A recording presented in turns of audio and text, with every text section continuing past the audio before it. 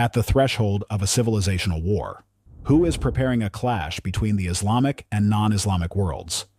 Can we imagine today that the two largest religions in the world, which have historically maintained numerous points of contact and peaceful coexistence, are on the brink of a brutal and bloody war? Can we fathom that people who currently share a common faith in one God, Quran, Surah 112:1, Bible, Mark 12:29, would tomorrow hate each other and become ideological tools in the hands of those who, under the banners of these religions, are already preparing a division of the world and a clash between the two civilizations? This is about the growing confrontation between the Islamic and non-Islamic worlds, with Christianity forming the core of the latter. There are several prerequisites for such a course of events, which have significantly aggravated in recent years. Terrorist acts, true causes and consequences. Crocus City Hall terrorist attack. Among the key reasons for the emergence of interreligious hatred, it's important to note terrorist acts. Is it a coincidence or someone's malicious intent that most terrorist acts are carried out under the flag of radical Islam? The main problem that follows is that fears, distrust, and hostility arising in the population after such acts are directed towards all adherents of this religion. Consequently, in the USA, after the 9/11 attacks, in several European countries, after March 11, 2004, Madrid, and July 7, 2005, London, in Russia, Beslan and Crocus, and globally, there has been a rise in xenophobia, religious intolerance, acts of violence, and vandalism against sacred objects of this religion. Many people justify manifestations of intolerance towards Muslims as a natural consequence of terrorist acts. However, few consider the true causes of those attacks, their preparation, and the premeditated provocations created by members of certain organizations which have been mentioned in the film The Impact, and will be discussed in detail further in this article. For example, let's consider the recent terrorist attack at the Crocus City Hall in Moscow region, Russia, on March 22, 2024. Crocus City Hall terrorist attack. 4 months have passed since the terrorist attack at Crocus City Hall. Over this time, a bunch of diverse theories and statements regarding this tragedy emerged. However, there are a number of peculiarities and unresolved questions that collectively undermine the official versions of the attack accepted by the authorities and broadcasted by federal media. It's important to note that other countries warned Russia about the possible terrorist attack in advance. Moscow received warnings from USA, Czech Republic. The Czech embassy in Russia expressed concern over reports of possible attacks by extremist groups in major Russian cities. Similar warnings were received from the Ministries of Foreign Affairs of Latvia and Germany. Warnings were also published on the official website of the UK government. Iran. Reuters published an article about Iran warning Russia of a possible security threat prior to the Moscow attack. The article is titled, "Exclusive: Iran alerted Russia to security threat before Moscow attack." It claims that Tehran warned Moscow about a possible terrorist attack after interrogating detainees suspected of being linked to deadly explosions in Iran. Additionally, several questions still trouble many people, indicating that there are some murky areas in this tragedy. How could Russian special services miss such a monstrous terrorist attack after so many warnings? Why in the capital region of Russia, where the number of law enforcement officers per capita is one of the highest in the world, was there no law enforcement capable of protecting peaceful citizens when needed? Why were the emergency fire exits in the Crocus City Hall blocked? It is claimed that the number of victims who failed to escape from the fire exceeds the number of victims from gunshot wounds during the terrorist attack. How did a group of armed individuals manage to reach Crocus City Hall by car, bypassing all cameras, all checks, and all security posts, and shoot peaceful citizens facing no reaction, even though, according to eyewitnesses, police cars were nearby, but no one attempted to prevent the tragedy? How did the terrorists manage to travel 250 miles in a country where any activist is tracked through cameras and detained upon exiting public transport? These questions continue to disturb journalists, relatives of the deceased, concerned Russian citizens, and the international community. In addition, as revealed in The Impact documentary, there have been several coincidences that point to the true beneficiary of this terrorist attack and fundamentally change the problem scale. To see the full picture, Let's consider the consequences of this attack, which actually triggered a chain of events and determined a discouraging trend for both Russia and the entire world. Rise of Islamophobia and migrantophobia in Russia. During the first week following the terrorist attack at Crocus City Hall, there was a sharp increase in xenophobic and anti-migrant sentiments. Migrant drivers working for taxi companies reported receiving messages from clients who refused to ride with ethnic Tajiks due to their nationality. Groups of unidentified individuals beat Tajik citizens in the streets. Politicians have started initiating stricter anti-immigrant legislation. In several Russian cities, anti-immigrant police raids were conducted in apartments and dormitories, often involving violence and violations of human rights in the Russian constitution. Even if people had all their documents in order, entire buses were filled with detainees, many of whom were forcibly deported. In St. Petersburg, a large-scale operation called Anti-Migrant was conducted to deport citizens of Central Asian countries. The Ostorozhno Novosti caution news media channel, citing its readers, reported that near the Petrogradskaya metro station and on the outskirts of St. Petersburg, the police were searching cars and detaining men who looked like natives of the Caucasus. BBC Russian service, citing a lawyer defending immigrant rights, reported that over 100 people were awaiting deportation hearings in just one Moscow court this Monday. The police seizes almost all migrants on the street, especially those with Tajikistan passports, the defender said. On April 8 in Moscow, police burst into the apartment of Manas Joldoshbekov, an advisor at the Kyrgyzstan embassy. Police officers broke the lock, damaged the front door, behaved aggressively, and grossly violated the 1961 Vienna Convention on Diplomatic Relations. They claimed their visit was to check documents and demanded to see the detachable part of the immigration registration form, even after being shown diplomatic passports. Some Russian media reported physical injuries to the diplomat's wife and psychological harm to his minor children. The police raid was confirmed by Kyrgyzstan parliament member Dastan Bekashev. If that's what they do to the embassy staff, I can't imagine what they do to citizens who don't have immunity, he added. Since those detained on suspicion of the Crocus City Hall attack were Tajik citizens, and the Islamic State terrorist organization claimed responsibility for organizing the attack, Islamophobia towards all Muslims has sharply increased across various Russian cities. There have been more cases of online incitement and violence from both civilians and law enforcement. Raids by nationalists began, who demanded immigrants to be fired or forced women to remove their headscarves. Human rights activists note that police detentions were conducted with gross violations of the current laws and established procedures, and with the use of physical violence. It is noteworthy that anti-immigrant narratives and anti-Islamic narratives in general have long been imposed on the Russian population's consciousness.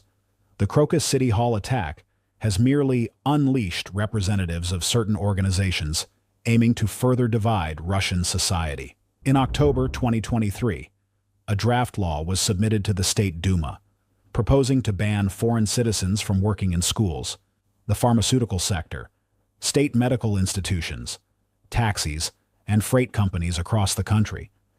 In November 2023, State Duma Deputy Speaker Pyotr Tolstoy expressed his regret over Russia's passive stance on migrants. He proposed banning citizens of some post-Soviet republics from working as couriers, taxi drivers, and salespeople.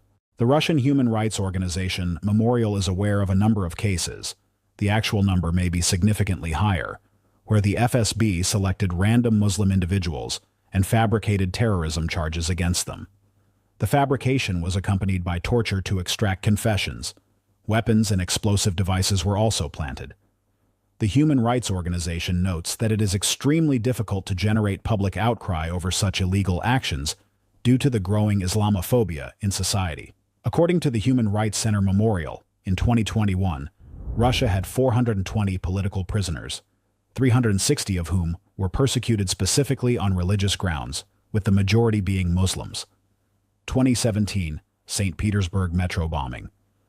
Regarding this case, in 2021, the Human Rights Center Memorial completed extensive analysis and concluded that at least 9 out of 11 defendants were not guilty, while the guilt of the remaining 2 was questionable.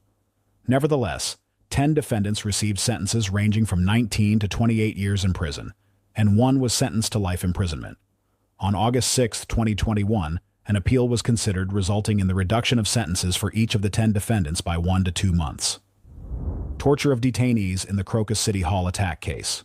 From the examples above, it becomes clear that torture of detainees by law enforcement during investigations isn't new to Russians.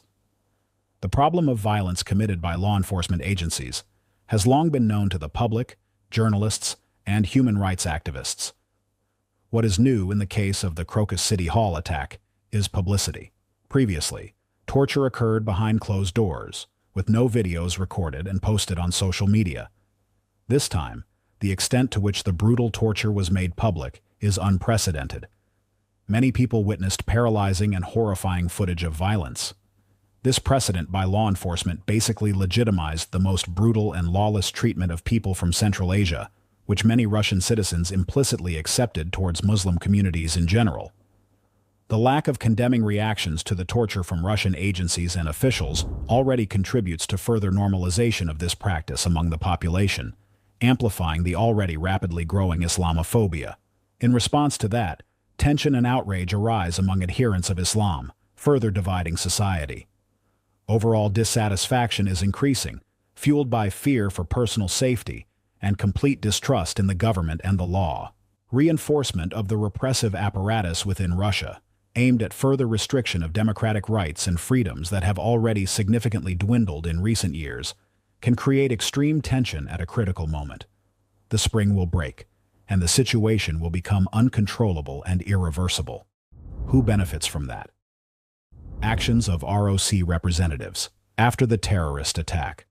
On March 27, 2024, an extraordinary Congress of the World Russian People's Council was held, chaired by Patriarch Kirill.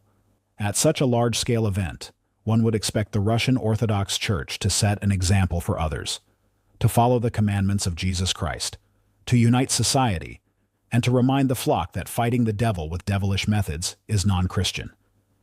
Instead, Patriarch Kirill's entire speech was imbued with a messianic message emphasizing the vital role of the ROC's dominant position in the country and its leadership in patriotism and national defense. The emphasis was made on ROC's history being the sole repository of true patriotic forces in the country, since governments changed, appeared, and disappeared, while ROC always remained. The Russian Orthodox Church is above the parting government because it also carries a great messianic role for Russia and the whole world. Its mission is so important that, forgetting about Jesus' commandment, give to Caesar what is Caesar's, and to God what is God's. And according to the Patriarch's instructions, the WRPC, consisting of ROC priests, should continue to maintain influence in politics and public life.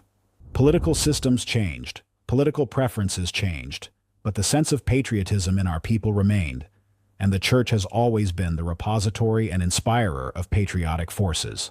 Patriarch Kirill. I hope that the Council will continue to maintain influence in politics and public life, mobilizing the Orthodox community for further reflection and actions aimed at protecting our fatherland, strengthening the national foundations of our lives, and promoting those spiritual and moral values which the Russian Orthodox Church brings to our country and actually to the whole world. Patriarch Kirill, WRPC Deputy Head A.V. Shipkov, spoke on the topic of the upcoming 26th plenary session of the World Russian People's Council. The topic, Russian World External and Internal Challenges, has been approved. Quote from the website.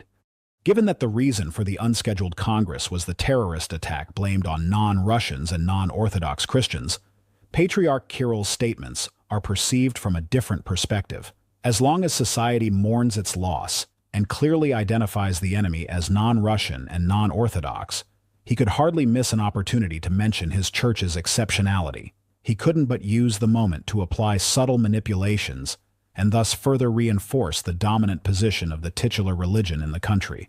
Moreover, he couldn't refrain from giving society a hint at the unreliability of transient authorities, whose negligence may have resulted in the terrorist attack, while ROC has always been a source of sincere, non-opportunistic patriotism.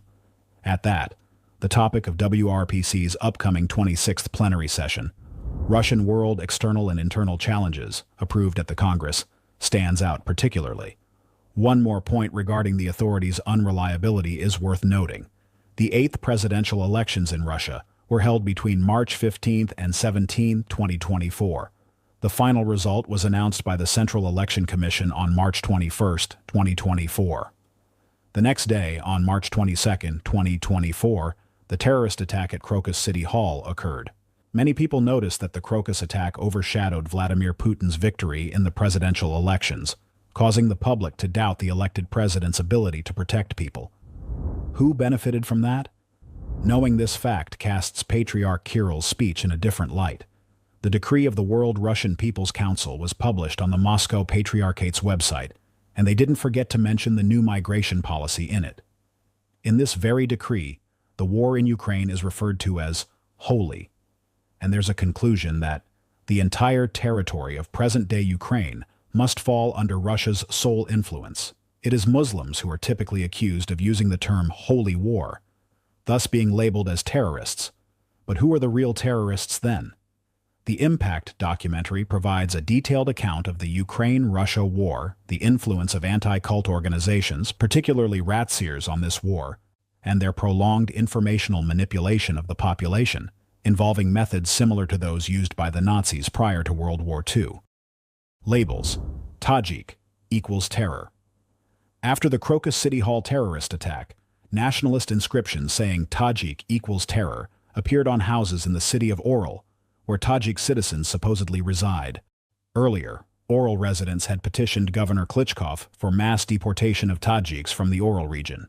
The practice of labeling individuals based on their nationality, religion, or worldviews isn't new. Nazis in Hitler's Germany did that by putting yellow star badges on Jews.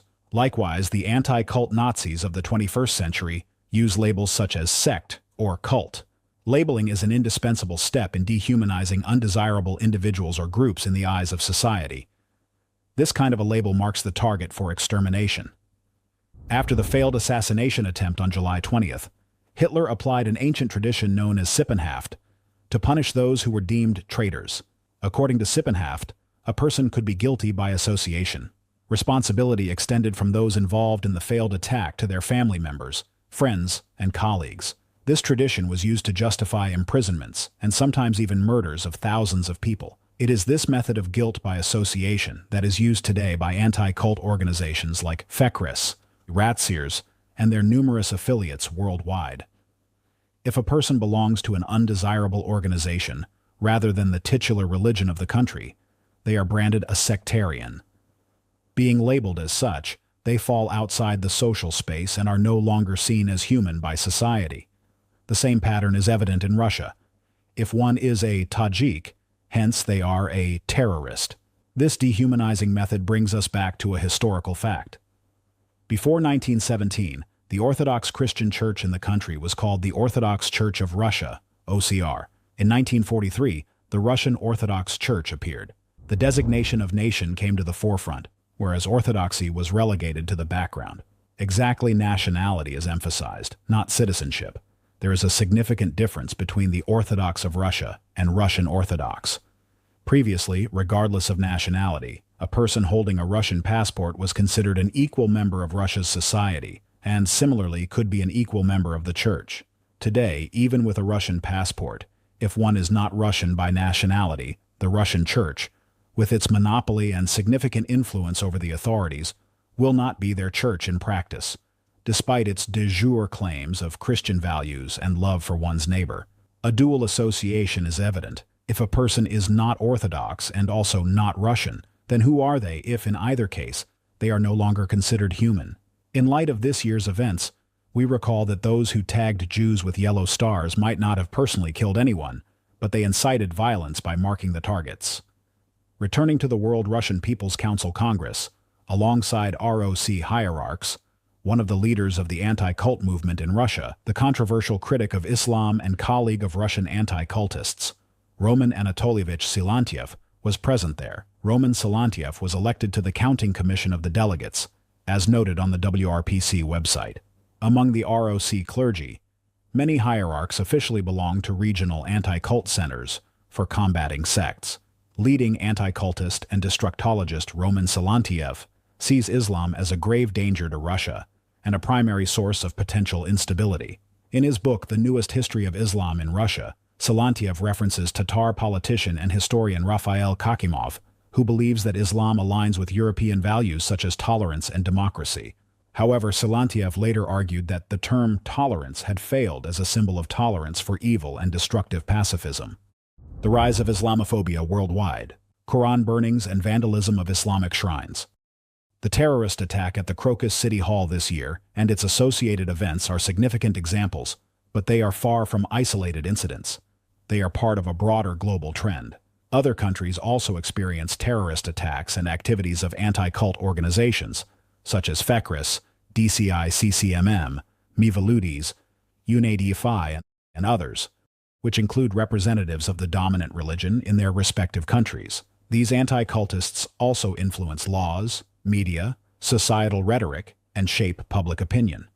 Let's examine the example of France.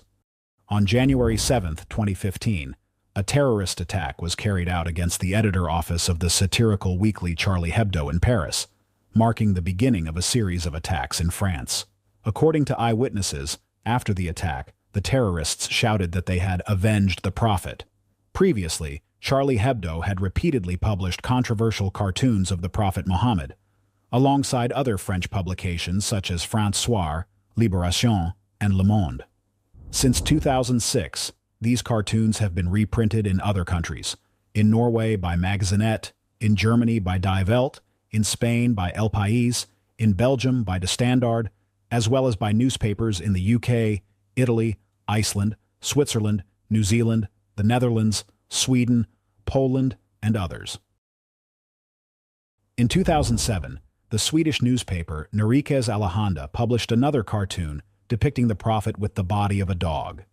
These publications triggered a prolonged intercultural conflict between Muslims in the Arab world and contemporary Western culture, affecting almost all European and Muslim-majority countries. However, French newspapers are not the true culprits of the conflict, but merely accomplices and instigators. The initial publication that set the precedent was an article in another country, published in the Danish newspaper Jyllands-Posten in 2005. Other countries joined these publications in 2006, exacerbating the conflict.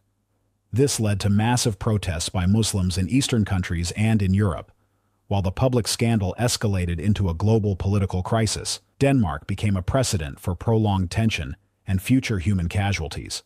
Instead of accepting the consequences and taking responsibility, provocations in Denmark continued.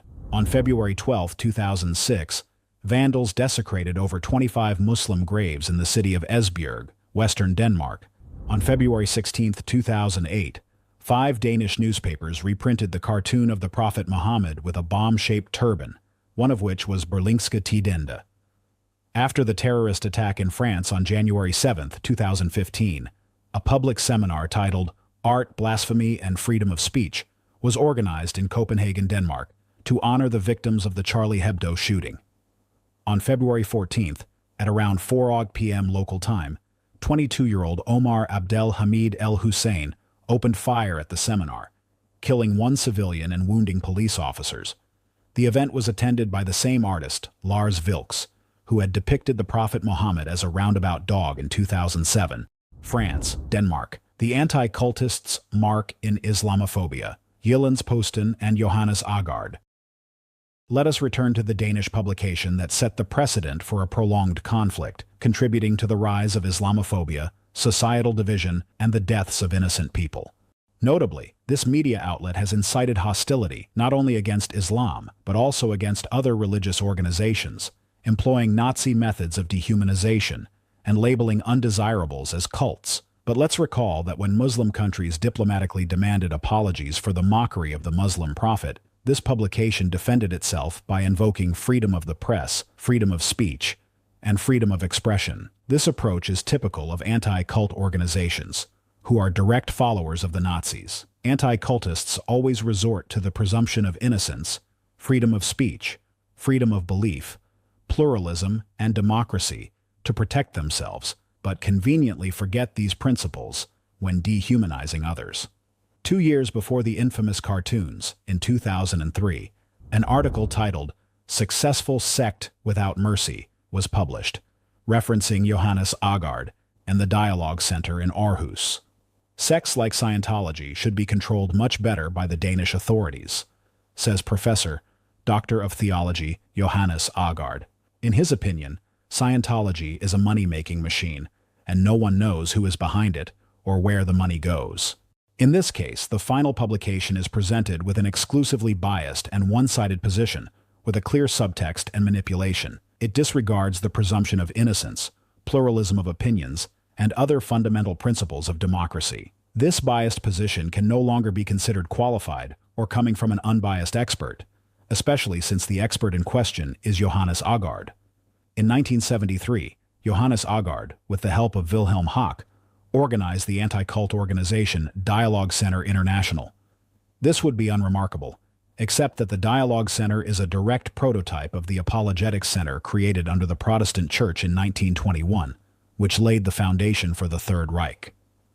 From 1932, it was led by Walter Kunneth, and Wilhelm Hack was a direct follower of the Nazi Apologetics Center, studying Protestant theology in Bavaria at the University of Nuremberg during the same period when Walter Kunneth was a professor of Protestant theology there.